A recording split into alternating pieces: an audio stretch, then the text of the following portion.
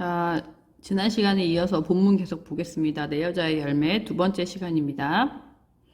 내 내장 속에서 아무런 소리도 들리지 않는다고 했어요. 누가 그랬을까요? 이제 나오겠죠? 먼 바람 소리 같은 것만 쏴쏴 메아리 친다고 했어요. 손가락 끝으로 청진기를 두들기며 그 늙은 의사가, 자, 늙은 의사가 한 말이겠죠? 중얼거리는 걸 들었어요. 자, 이 주인공은 먹지도 못하고 온몸에 푸른 멍이고 계속 말라가고 이러니까 병원을 찾아갑니다. 그랬더니 이 늙은 의사는 진찰을 하겠죠. 하지만 문제 없는데? 이렇게 얘기합니다. 과학적으로, 의학적인 소견으로는 이상이 없는 거예요. 청진기를 탁자에 올려놓은 의사는 초음파 검사기에 흑백 모니터를 틀었어요. 누워있는 내 배에 희고 차가운 유액을 바리고는 초음파 검사할 때 이런 거 바르고 하거든요. 막대기처럼 생긴 이 차가운 기구로 명치에서 아랫배까지 살갗을 차근차근 문질러 내려갔어요. 진찰을 하고 있어요. 그것을 통해 내장들의 모습이 모니터에 나타나는 모양이었어요. 자, 이 의사가 뭐라고 하느냐? 노말인데? 이런 거예요. 자, 모니터에 나타나는 내 내장들의 모습들은 노말인 거예요. 하지만 이 여자의 몸속에서 정말 어떤 일이 벌어지고 있는지, 왜 이런지 의사는 파악하지 못하고 파악할 생각도 없습니다. 상황이 있어요. 분명히 이 여자의 몸속에서 이상한 일이 벌어지고 있죠. 겉으로 봐도 이상해요. 하지만 파악하지 못해요. 문제 상황을 제대로 파악하지 못하는 모습의 의사나 이 남편이나 마찬가지죠. 이 여자가 왜 이렇게 식물이 되어가는지 근본 원인을 모르고 있습니다.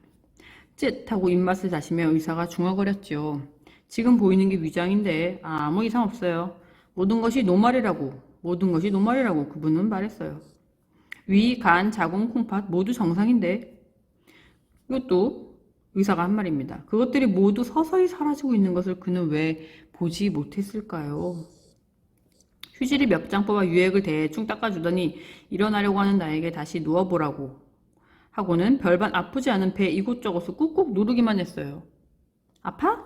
하고 대뜸 반말로 묻는 그의 안경 쓴 얼굴을 쏘아보며 의사들 중에 반말하는 사람 되게 많아요. 그쵸? 나는 연신 고개를 흔들었어요. 안 아프다는 거죠. 여기도 괜찮고 여기도 안 아프고 안 아파요. 자, 여기까지 내용은 의사를 만납니다. 병원에 찾아갔어요. 의사는 나에 대해 그냥 기계적인 진단만 내리고 있습니다. 현상의 이유라든지 원인이라든지 해결 방법 이런 거는 전혀 제시해주지 못하고 있죠. 무슨 주사 맞았는지 모르겠어요. 영양제 같은 거 낫겠죠. 돌아오는 길에 다시 토악질을 했어요. 지하철 구내에 차가운 타일벽에 등을 대고 쪼그려 앉았어요. 통증이 멈추기를 기다리며 숫자를 세었어요. 마음을 편하게 가지라고 그 의사가 말했거든요. 자, 의사의 처방이 뭐였어요? 마음을 편하게 가져라. 이건 심리적인 문제다. 의사의 처방. 마음을 편하게 가지래요. 말은 쉽지요. 모든 것이 마음 탓이라고 스님 같은 말을 했어요. 자, 모든 것이 마음 탓이라고 스님 같은 말을 했어요. 자, 문제의 원인을 뭐로 본 거예요? 문제의 원인을 환자 개인에게 돌리고 있습니다. 네 마음 탓이야. 이 세상은 문제가 없어. 네 마음을 편하게 가지면 좋아질 거야. 하지만 이 주인공은 사실은 이 도시의 폭력성과 이 삭막함과 이 답답함과 이런 것 때문에 또 소통의 부재, 남편과도 말이 안 통했고요. 그런 것 때문에 지금 이렇게 병이 온 거거든요. 근데 자기 탓이래요, 다. 네 탓이야. 마음을 편하게, 마음을 평화롭게 하나, 둘, 셋, 넷 토하고 싶을 때 숫자를 세면서 한없이 평화롭게 기어이 눈물이 솟구칠 때까지 통증은 멈추지 않고 자, 이 통증 거푸 위액을 개워낸 뒤 엉덩이를 깔고 주저앉았어요. 흔들리는 지상이 제발 멈춰주기를 기다렸어요. 자, 이 통증은 인간이었던 나가 이제 식물로 변하면서 겪는 뭔가 중간 과정 같은 거에서 약간 이 통증은 통과 의례적인 것입니다. 그러니까 이걸 겪어야지 다음 단계로 나아갈 수 있는 걸 통과 의례라 그러잖아요. 식물로 변하기 전에 겪어야 할 통과 의례적인 성격을 성격을 지니고 있어요. 그러니까 실현 같은 거죠. 실현. 이걸 지나쳐야만 완벽한 식물로 될 수 있는 거예요. 그것은 얼마나 먼 나래의 일이었을까요? 자, 여기까지 내용은 나는 식물로 변하는 과정에서 고통을 겪었다. 병원도 가고 토하기도 하고 주사도 맞고 하지만 나아지지 않았죠. 어머니 자꾸만 같은 꿈을 꾸어요. 자, 이 꿈 어떤 꿈일까요? 중요하겠죠? 내 키가 미루난 만큼 드높게 자라나는 꿈을요. 자, 식물이 되는 꿈이죠? 베란다 천장을 뚫고 윗집 베란다를 지나 15층, 16층을 지나 옥상 위까지 콘크리트와 철근을 뚫고 자, 도시를 상징하는 거죠. 콘크리트와 철근 이런 건 안 좋은 거죠? 여기서 부정적 의미로 쓰이고 있겠죠? 이런 도시적인 것을 뚫고 막 뻗어 올라가는 거예요. 자, 도시적 문명을 거부하고 있어요. 문명에 대한 비판과 거부 의식이 드러납니다. 이런 꿈을 꾼대요. 아, 그 생장점 끝에서 흰 애벌레 같은 꽃이 꼬물꼬물 피어나는 거예요. 이 꿈에서는 그렇대요. 터질 듯 팽팽한 물관 가득 맑은 물을 퍼올리며 온 가지를 힘껏 벌리고 가슴으로 하늘을 밀어 올리는 거예요. 엄청 자유로운 모습이죠. 그렇게 이 집을 떠나는 거예요. 어머니, 이 집은 자유를 막고 있었던 아파트죠. 밤마다 그 꿈을 꾸어요. 자, 나는 꿈을 꾸고 있습니다. 나는 나무가 되어 엄청 거대한 나무가 되어 자라는 꿈을 꾸고 있습니다. 자, 이 꿈이 어떤 의미를 지니고 있는지 알겠죠? 이 황폐한 도시 생활을 벗어나고 싶고 자유를 갈망하고 평화로운 세상을 갈망하는 마음을 이 꿈이 드러낸다 라고 할 수 있습니다. 자, 다음 넘어갈게요. 하루가 다르게 추워지고 있어요. 날씨는 겨울로 가고 있습니다. 계절의 변화, 겨울이 되고 있어요. 오늘도 세상의 땅에는 얼마나 많은 잎사귀가 떨어졌는지, 얼마나 많은 풀벌레가 죽어갔는지, 얼마나 많은 뱀이 허물을 벗었고 어떤 개구리들이 일찌감치 겨울잠에 들었는지요. 자, 겨울이 되면 이런 자연 현상들이 일어나죠. 자꾸만 어머니 스웨터 생각이 나요. 아까부터 중요한 소재라고 했죠? 어머니의 모성을 상징하고 평화로움, 모성, 따뜻함, 평화로움 이고요. 대비되는 것은 도시, 문명의 황폐함과 대조되는 소재가 되겠습니다.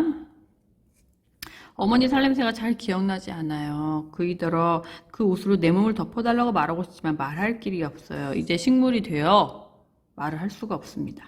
어쩌면 좋을까요? 그이는 말라가는 나를 보면서 울기도 하고 화를 내기도 해요. 아시죠? 그이한테 가족은 나뿐이었어요. 그럼 진작 잘할 것이지. 그이가 부어주는 약수에 따뜻한 눈물이 섞이는 것을 느낄 수 있어요. 자, 식물이 된 아내를 보면서 남편은 슬퍼하면서도 다정히 돌보고 있습니다. 볼 순 없어. 하지만 느낄 수 있어요. 식물이 되었기 때문에 눈도 이제 식물의 그런 줄기 같은 것이 되어버렸습니다. 볼 수 없어요?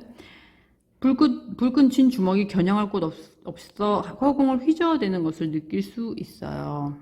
제 남편은 이런 일이 벌어진 거에 대한 분노, 화 이런 것도 있겠죠. 하지만 방법은 없습니다. 어머니 무서워요. 내 사지를 떨구어야 해요. 왜냐? 겨울이 되었기 때문입니다. 겨울이 되어 이 잎사귀들을 떨구어야 돼. 잎이 떨어지게 되는 것을 의미한다. 이 화분은 너무 좁고 딱딱해요. 한계가 있는 거예요. 뻗어나간 뿌리끝이 아파요, 어머니. 겨울이 오기 전에 나는 죽어요. 이제 다시는 이 세상에 피어나지 못하겠지요. 자, 그러면서 시들어가는 모습입니다. 자, 겨울이 되어서 시들어가는 걸 수도 있고요. 죽은 걸 수도 있고요. 열매를 남기고 시들게 됩니다. 식물이 된 나가 겨울이 되어 점점 시들어감. 자, 뒷부분 줄거리 읽어볼게요. 거의 끝났어요. 이제 남편은 나무가 된 아내를 화분에 옮겨 심는다. 하지만 겨울이 다가와 나무는 결국 시들어 버리고 마지막으로 열매를 남긴다. 이 열매가 또 중요한 의미를 가집니다. 남편은 아내가 남긴 열매를 화분에 심으며 봄이 오면 아내가 다시 돋아날까라고 생각해 본다. 자, 열매는 어떤 의미일까요? 식물이 죽었지만 그게 끊기는 게 아니잖아요. 열매를 남기고 그게 그 안에 씨가 있죠. 그래서 다시 심으면 날 수도 있겠죠. 이 생태계의 순환을 이어가는 연결고리라고, 글씨 왜 이런, 글씨 알아볼 수 있겠어요? 연결고리라고 할 수 있겠죠. 그래서 다시 돋아날까? 이러면서 희망을 뿜으면서 그 열매를 남편이 하나 뭐 입에 깨물어 보고 뭐 이런 장면이 나옵니다. 왜 깨물어 봤는지 모르겠어요. 그래서 이러면서 결말이 이렇게 되면서 끝납니다. 자, 여기까지 지금 본문 학습했고요. 좀 특이하지만 좀 매력적인 소설이 되겠습니다. 자, 수고하셨고요. 이제 학습활동 풀어보면 되겠죠. 학습활동은 PPT로 풀어보도록 하겠습니다. 여러분은 이제 책 페이지 276쪽에서 277쪽을 펴고 필기할 준비를 하면서 보면은 되겠습니다. 자, 이제 한강 내 여자의 열매 학습활동을 풀어보겠습니다. 학습활동 1번 풀기 전에 간단하게 작품 정리한 표를 보겠습니다. 자, 현대소설이고요. 갈래는 단편소설입니다. 단편소설은 책 한 권 분량이 안 되는 좀 짧은 소설을 말하는 거예요. 성격은 생태적, 환상적, 회상적이다. 자, 생태적이다 라는 거는 식물이 되는 그 이야기 속에 생태주의적 관점 같은 것이 녹아있기 때문에 그렇고요. 환상적이다. 설정이 좀 비현실적이다. 이런 얘기죠. 회상적, 어린 시절의 일, 그리고 과거의 일을 회상하는 독백으로 이루어져 있기 때문입니다. 자, 시간은 1990년대, 공간은 서울, 주제, 도시 문명의 황폐함을 비판하고 자연 순환적인 생명성을 소망한다 라는 것을 주제로 보고 있습니다. 적을 사람들은 빈 종이에 적길 바랍니다. 자, 특징.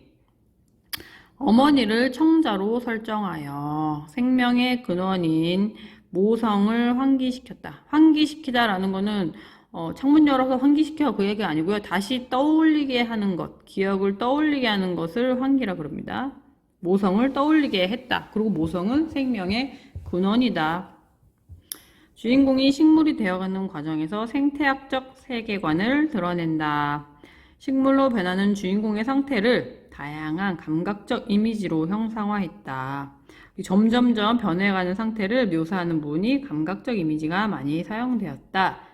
라는 것이 특징이 되겠습니다. 자, 1번부터 그러면 보겠습니다. 자, 내 여자의 열매를 감상하고 다음 활동을 해보자. 아내의 과거와 현재의 모습을 다음과 같이 정리해보자. 자, 어린 시절엔 바닷가 빈촌에서 태어나 한평생을 살아온 어머니처럼 살지 않기 위해서 17살 때 무작정 집을 나와서 도시로 옵니다. 도시로 와서 살지만 행복하지 않습니다.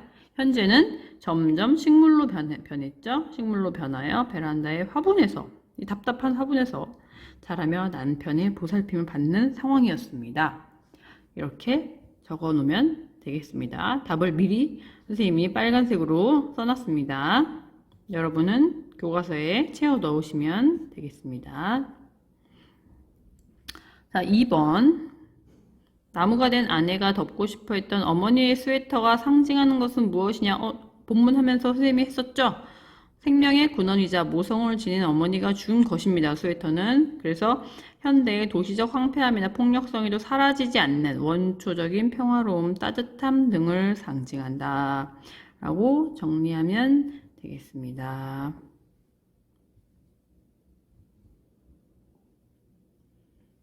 자, 그 다음에 3번. 죽은 아내가 남긴 열매가 의미하는 건 또 무엇이냐? 열매가 상징하는 것은 무엇입니까? 이를 바탕으로 하여 작품의 주제에 대해 얘기해보자. 열매의 의미는 다시 태어나게 하는 순환적인 삶을 이어갈 수 있는 하나의 연결고리다. 새롭게 도달할 수 있도록 하는 존재. 이 안에 씨앗이 있잖아요. 생태계의 순환적 삶을 이어가는 고리 를 의미하고, 그럼 이와 연관지어서 작품의 주제는 무엇이냐? 도시 문명의 황폐함과 비정함에 대해 비판하는 건 알겠어요. 근데 여기 다음이 중요합니다. 식물이 되는 상상력을 통해 자연 순환적인 생명력을 소망한다. 그것이 열매의 의미로 알 수 있는 주제가 되겠습니다. 자, 멈춰서 필기하시고요. 자, 2번. 작품이 쓰인 시대적 상황을 고려하여 1990년대입니다. 다음 활동을 해보자. 다음 부분에서 의사가 말하는 노말의 의미를 생각해보고 작가가 이를 통해 이야기하고 싶은 것은 무엇이냐? 노말인데? 의사가 반말짓거리로. 다 정상인데? 그것들이 다 사라지고 있는데 그걸 의사는 알아채지 못합니다. 자, 노말의 의미는 환자에게 아무 이상이 없다.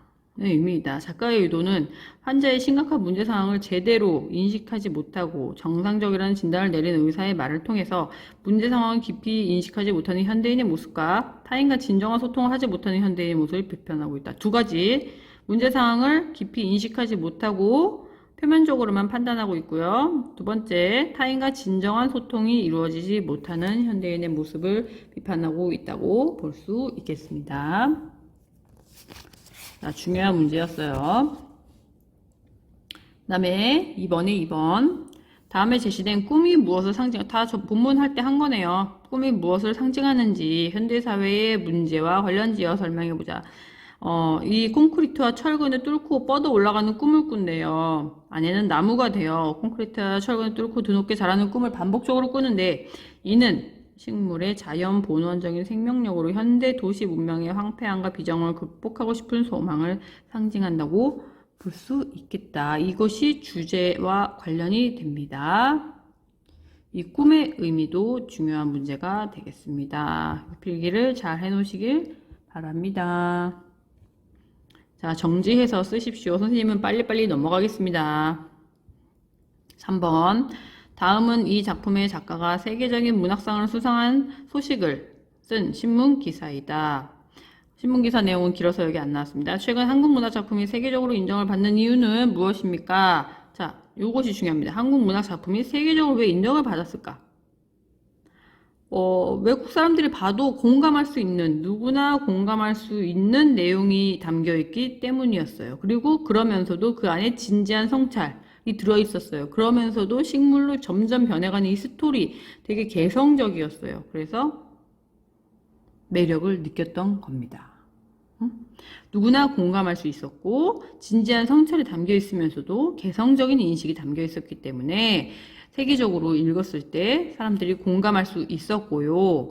또 여기에 뭔가 한국 사람만이 아는 정서, 한국 사람만 알 수 있는 정서 같은 거는 별로 없었죠.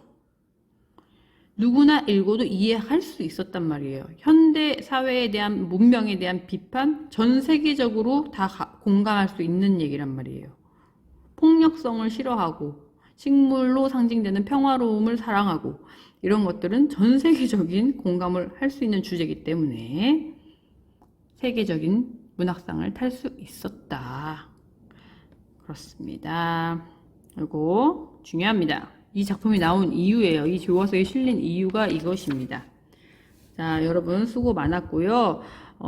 필기 못한 게 있다면 선생님이 좀 빠른 속도로 했기 때문에 필기 못한 게 있다면 다시 돌아가서 다시 한번 보시고요. 시험 범위에 포함되어 있기 때문에 열심히 공부하시기를 바랍니다. 수고하셨습니다.